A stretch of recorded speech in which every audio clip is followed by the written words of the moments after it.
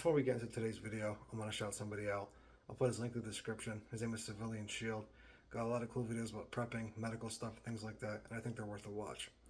Also, on all my videos I post up, read through the description because I might have put something in there that I might have forgot to say. I'll annotate something, maybe clear something up and clarify a little bit better. So in today's video, we're going to talk magazines. And how many magazines you need for SHTF. Let me start by saying, first of all, you have 100% the right, and should have 100% the right, to own as many magazines of varying capacities or whatever capacity you so desire as you want. That's my opinion. Now, when it comes to prepping, we kind of get lost in the sauce. We kind of like to look at all the cool stuff. We see all these movies, and we all want to be Delta Ranger, Recon, SEAL operators, and all that stuff. But realistically, the average Joe civilian, what should be your standard? So let me help you kind of get there. This is all my opinion, so if you disagree, okay, cool, let's talk about it. But this is the formula I use and what I think should be the baseline for you. What can you carry? What do I mean by that? Well, everybody likes to quote, oh, the Army standard, the Ranger standard, the Marine Corps standard. Look, I don't care about any of that. You guys are not direct action. Your guys' responses will be strictly defensive, I would hope. And the 210 mag round loadout with whatever, it doesn't matter. But here's how you figure out how many magazines you should have, at least. And it's a good number to go by. Take what your rig can carry and then times it by 2. Here's why. Like this plate carrier here, I have a 6-cell magazine carrier on the front, 2 pistol magazines on the cummerbund. That would be on the one of the gun, so that's 6, 7 times 2, 14 for the rifle, and 3 times 2, 6 for the handgun. Now, where do I get these numbers from? During SHTF, you really won't be going through that many rounds. If you have to go through more than one magazine, you're probably in a place you really shouldn't be. And you should probably try to not stay there very long. So, base of fire, skedaddle. That's the name of the game in this case. Of course, there's different levels to SHTF, so you might need more, but if it's that bad where you need to go through more than one magazine of 30 rounds, you probably don't want to be there. So let's just put that right out there real quick. Magazines malfunction, I get that too, so that's why I have backups, but yeah. Now, what do I do with the times 2 formula? Well, you have your grab and go kit. Like this plate carrier is my throw it on, okay, I'm good.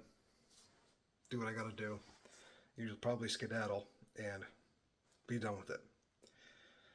Now, before that happens though, you should be able to train and practice and all that stuff with a full kit. You should be able to load this up with your training gear, your training mags and all that stuff. Go to your range, do your courses, do whatever you're gonna do.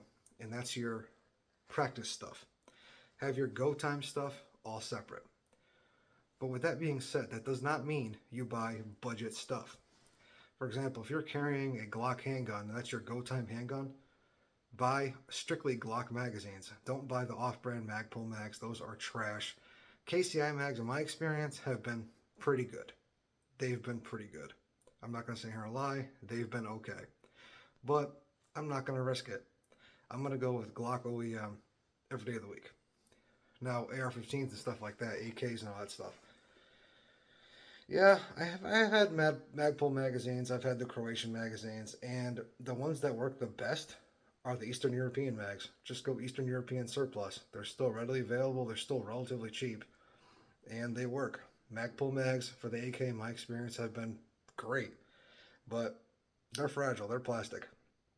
And the way AKs work, they're a lot more rough and tumble than an AR is. But an AR can be reliable too, so let's not go down that rabbit hole.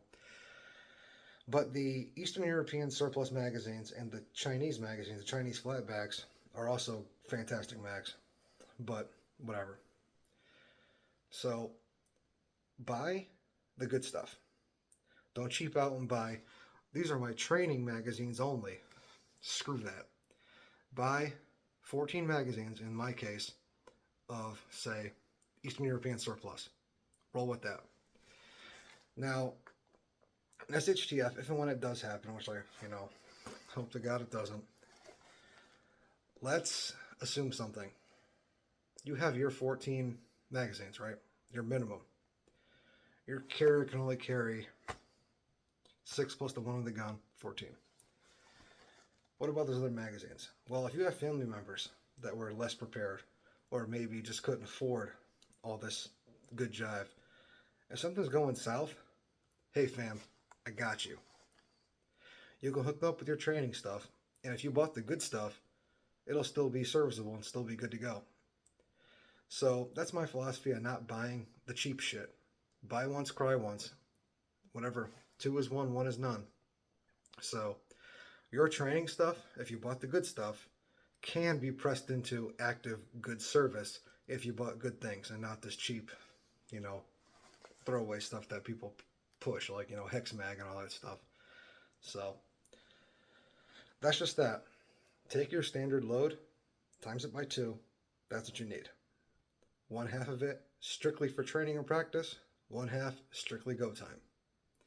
And then if things do go south, you can give that or loan or whatever, your training stuff to your family or friends or whoever that you trust and are close to you.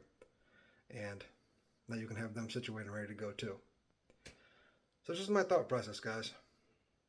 Quick video, a little bit of a thought experiment. So, yeah. Anyway, go forth, do great things, stay out of trouble. Deuce.